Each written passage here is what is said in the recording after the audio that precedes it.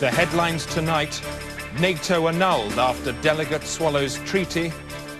I'm so sorry, yells exploding cleaner. And bearded cleric in oily chin insertion. Those are the headlines. God, I wish they weren't.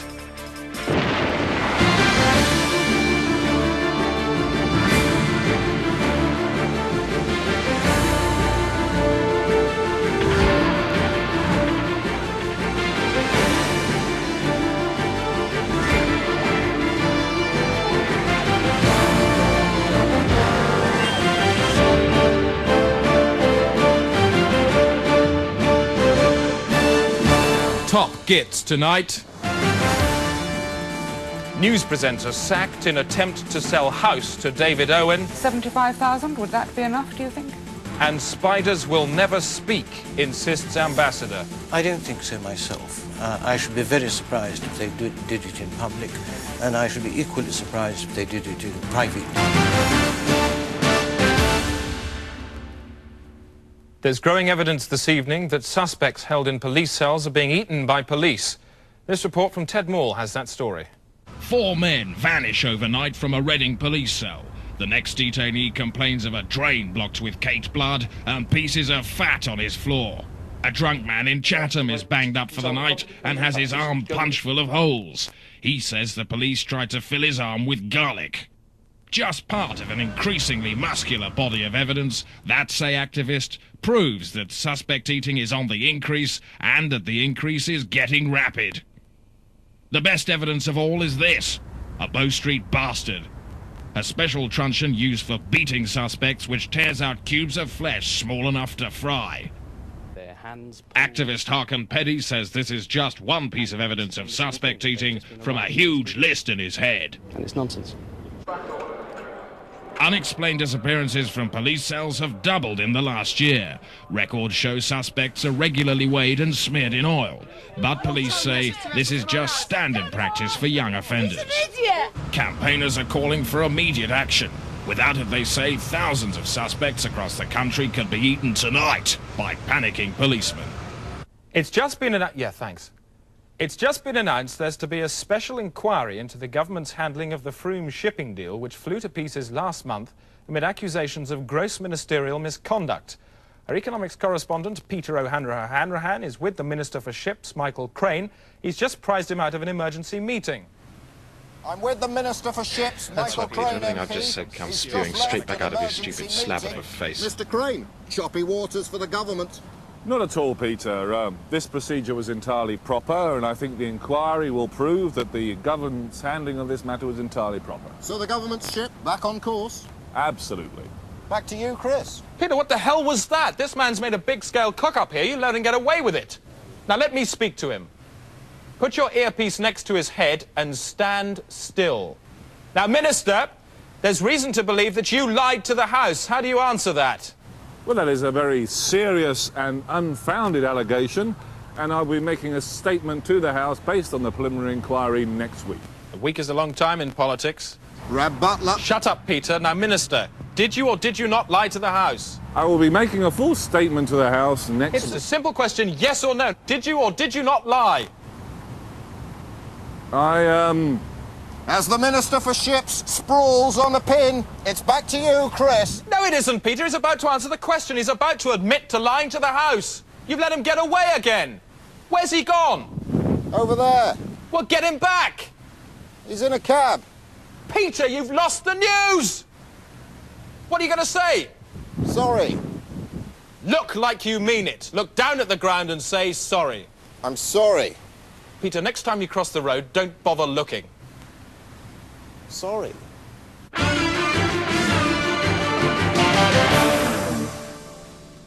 Travel now from Valerie Sinatra in her pod a mile above the centre of Great Britain. Valerie, talk me some road.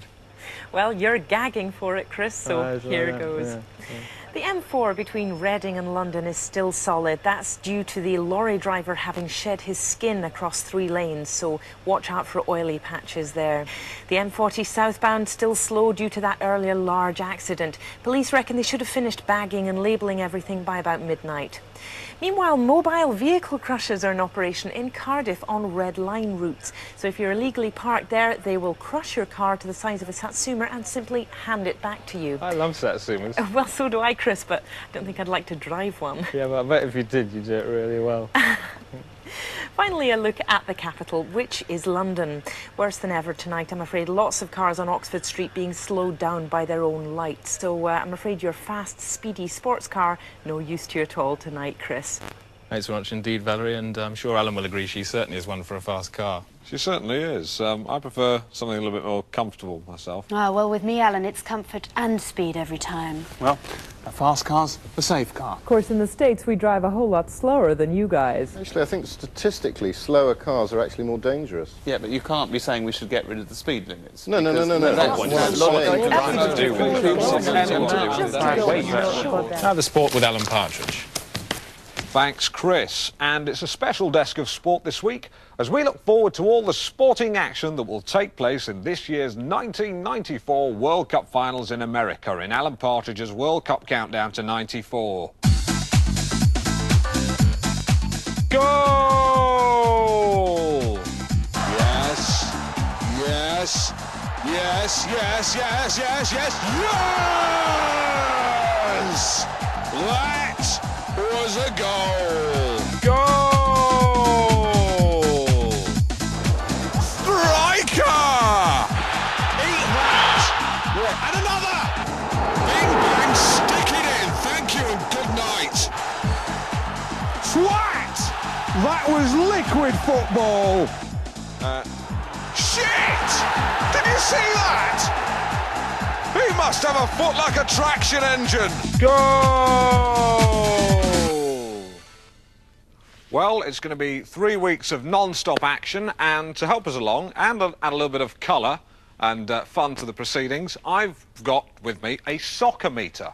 What's that, Alan? Well, I'll tell you, it's very simple. It's to explain the group system. Now, first of all these long arms here, these long signposts, are the venues where the matches will be played. Dallas, San Francisco, Los Angeles, and so on. If you look at me from above, you can see that these are the group. This is the group system. It's 14 groups: A, B, C, D, E, F, G, H, I, J, K, L, M, N, and there are 4 rounds. There's round 1, the red round, yellow round, blue round, red round again. That's my colour coding, not FIFA's. You won't find that with FIFA. Just with me. So that's the basis of it, and as you can see, they get progressively fewer towards the centre, the ultimate goal being the World Cup. All right, let's take an example. OK, round 1 is Pasadena. Let's say it takes place in Pasadena between Chile and Paraguay, something like that. OK, and then we're through to round 2, which is, let's say it's San Francisco. We've not got much time here. San Francisco, and that goes through to Orlando. So let's take it round to Orlando there. Let's move those out of the way. Where's San Francisco? Right, just going to find San Francisco. Where is it? There it is, right. So San Francisco have played Orlando, and then we're through to round 3, Los Angeles. It's not written. It's not written on that side. It should be, but it's blooming not. And then it's whoever wins that. Then we're through to the final of the World Cup. Who's that going to be? Goal!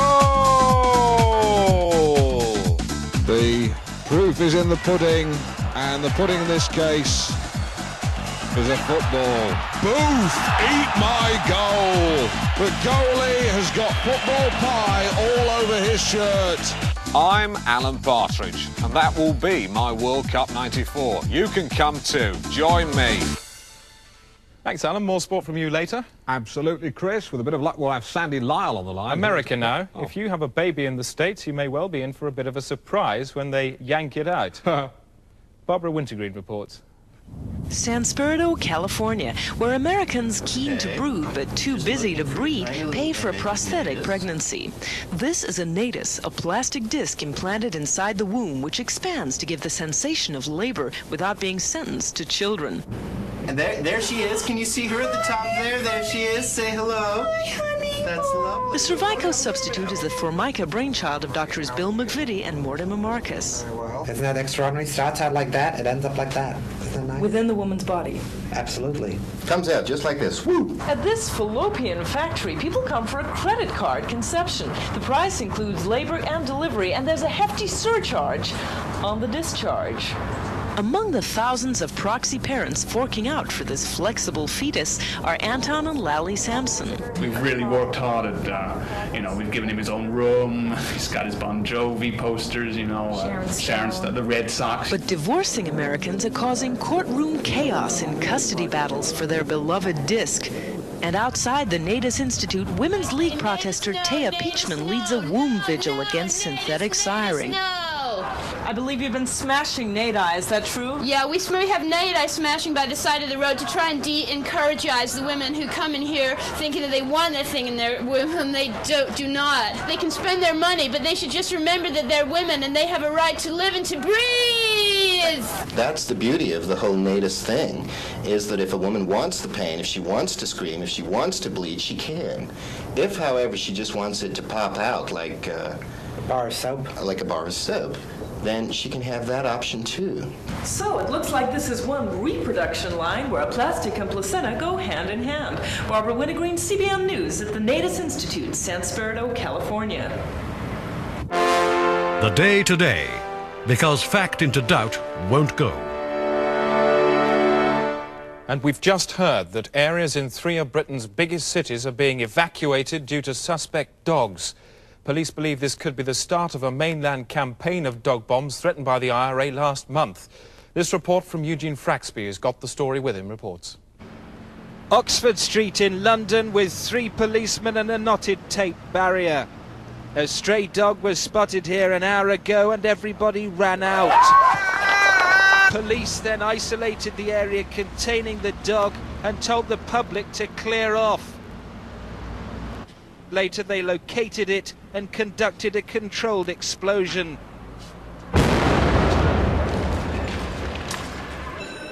But as the remains were being taken for laboratory tests, a second dog ran out from the crowd. It could have been a bomb. The police had no choice. It was over in seconds. A dog and 3 people dead from guns. Being old, they would have died soon anyway. But the dog, which contained no explosive at all, was shot to ribbons in its prime. By 6 o'clock this evening, a monument had been built, marking the end, perhaps, of the relationship between man and dog, which today went from this to this. The only way police can neutralize bomb dogs is to spray them with a resin coating which hardens instantly to contain any explosion. The inside of the bomb dog is obviously destroyed, but the outside stays the same shape. However, if the underside is not covered, a highly directional blast launches the animal vertically to a height of over 1,000 feet. Coming up, new explosive sus laws mean any domestic dog is now a potential hazard. And an eyewitness who was caught up in more bomb dog chaos. Shooting one policeman in particular I saw, it went, No!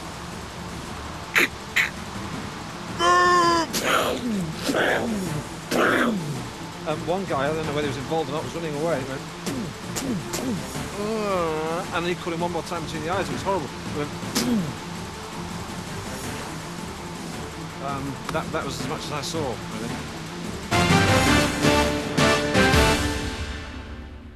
7 more dogs have gone off in the last 10 minutes. Eugene Fraxby. The 4 hounds exploded in central London without warning, all within yards of government buildings. The Prime Minister put on a brave face, but for many like Tory whip Peter Goodright, the time for calm words is over. An absolute fucking disgrace. These inhuman, shit-for-souls cocksuckers have no place here. In my considered opinion, They are cut. Journalist David Mellor added little of interest. An insolent contempt for public opinion. And for Junior Health Secretary Paul Mann, words alone could not express his anger. Police are on the alert again this evening and have cordoned off a man in Piccadilly. It's believed he may have eaten a suspect dog last night and could now go off himself. Sinn Féin have so far denied they are backing the campaign. Earlier today I spoke to their deputy leader, Rory O'Connor, who under broadcasting restrictions must inhale helium to subtract credibility from his statements.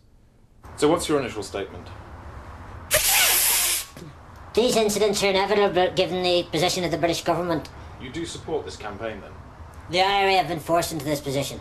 So you do support this campaign of violence? The IRA... Sinn Féin is a legitimate political party. Which supports terrorist action. Your tone is antagonistic and you're making me very angry. And since we conducted that interview, all sides in the conflict have had a meeting and have sorted everything out. The Day-to-Day is now available in these fine locations. The night sky over Paris.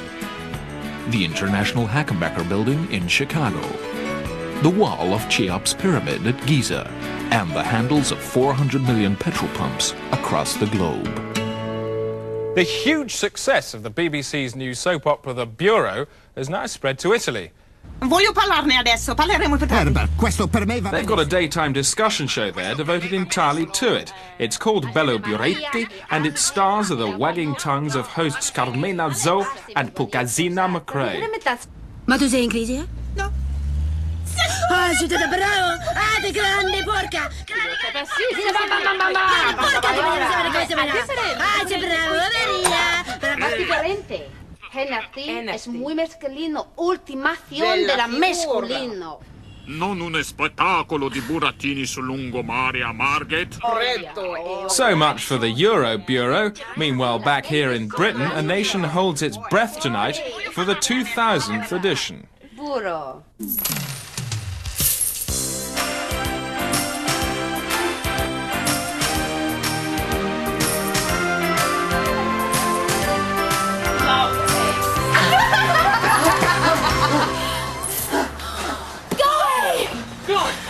Quick! Get him into the Bureau de Change!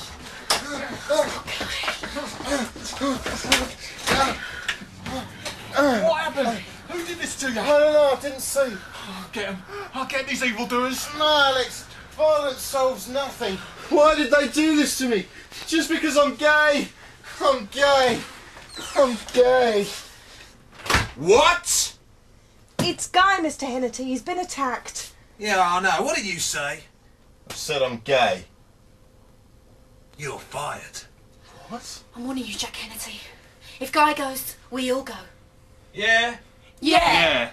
Yeah. Go on then, walk. The lot of you, walk. I've got people queuing up to work inside this Bureau de Change. Right. Right. I'm going. Me too. I don't even work here. Yeah, go on, you go and all. But just you remember what you said. Maria! Maria!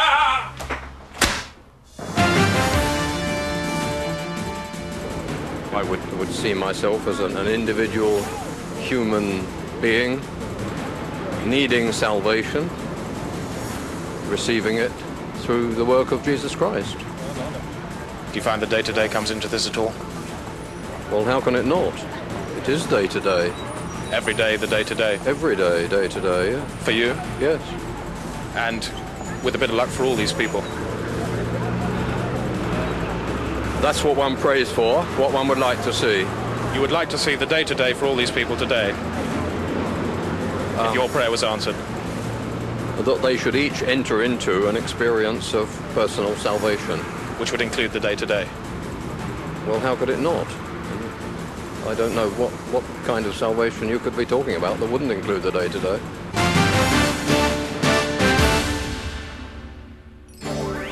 Enviromation from me, Rosie May. An international ban on the hunting of waves has finally been introduced. Waves have been used for centuries to pull cars in small countries, but are now facing extinction. Over 1 million specially farmed waves are to be released into the wild this winter. Man has finally harnessed the cooling power of worms to drive a fridge. The worms inhabit an internal piping system cooling everything as they go. Cramming in more worms lowers the temperature. Worms. I'm Rosie May. My milk is green. Come drink me. Tomorrow, the Home Office release a new series of videos designed to help young people with everyday problems. They're produced in association with the Day Today, and this is the first. Salted! Salted! Salted! Yeah! Salted! Hello, I'm Graham. And I'm Crispin. And today we're going to show you how to deal with a relative who's just died in your house. Let's go. Oh look, Dad's dead. Oh, bugger. Hello, Dad. Are you dead? Right then, what you'll need is some vinegar, an oven glove, 2 ping pong balls, fresh, books, some butcher's grass, super glue, some bungee, a salad spinner, and a chisel. 1 chili chisel and a packet of fresh, please. First, embalming. a cup of vinegar, bit of shoe polish on the wrists, and inject the corpse thoroughly with fresh. Now he's ready for the coffin. But don't forget, wash your hands. It's the end of your day as you... Now he's unburied, now he's not. Leave her up a nearby paving stone. Scratch on the name. Write the name on the stone, so Pim can see what's in the ground. And make way for the priest. For your bouquet, stick your chisel into your salad spinner. Plunge it into the mound. Flowers! Sorted!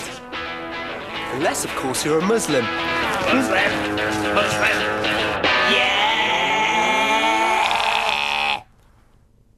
Now with the rest of today's news, Chris, thanks. It's 8 o'clock. This is the Day Today. The main stories so far.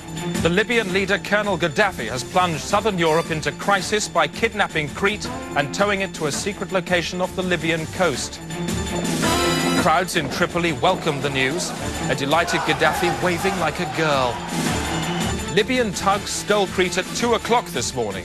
At first, the natives, aided by strong winds, were able to haul it halfway back. But then they lost grip, the island was towed to the North African coast and hidden underwater. The Lincolnshire village of Fladney is tonight recovering from a gravity quake during which the Earth's pull was reversed for 7 minutes, sending everything not secured onto the ground over a mile into the air. The quake struck at 4:30 this afternoon. These pictures were taken by Paul Cork, who had his Polaroid with him when he fell up into the roof of a shed. This man survived by clinging onto a boot scraper. Others were not so lucky. I was playing football with my cousin just in the garden there, and he jumped up to catch the ball and just kept going. His cousin later rained back onto the ground along with 4,000 other villagers. The American space shuttle Endeavour 4 sets off tonight on its special stunt mission.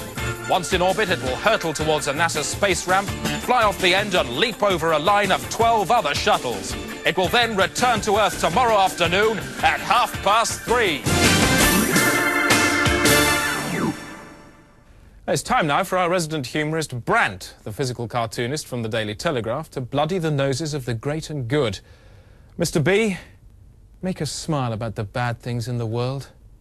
This week, I've been looking east, where Chris Patton, like King Kong, has made a monkey of himself over Hong Kong.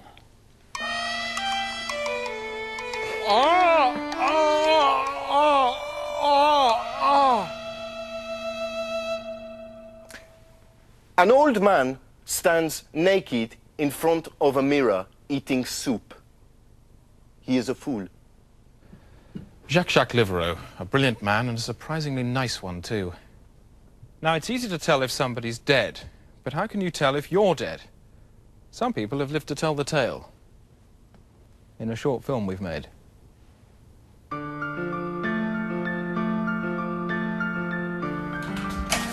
Right. Lucy Turner-Warwick is a boxing trainer in High Wycombe. She had a near-death experience when in a coma induced by a pupil. I learnt later that I had actually died. My heart stopped for, I don't know, a few seconds. I could see a tunnel, and at the end of that tunnel, a very, very bright light. I was aware of a figure standing at the end where the light was. She led me into an open-plan office, and at the back there was this little separate office, and she beckoned me towards it, and on the door it said God. And there was a man, very nice, friendly man in a suit, grey hair, and I sat down and we chatted a bit. He was very jokey and jolly, and I remember he had a little sign behind his head that said, it was one of those, you know, you don't have to be mad to work here, but it helps, or something. So I thought, well, he's obviously got a sense of humour. Anyway, we talked, and then he pointed to another man in a suit with a beard and said, that's my son. And I looked back at God, and he laughed and said, it's a family firm, you know. And it was very, very friendly, but very boring. I'm afraid all of these people that talk of these out-of-body experiences are basically congenital liars. Chanticleer Gardsley is Professor of Psychosociology at University College London. He is a skeptic.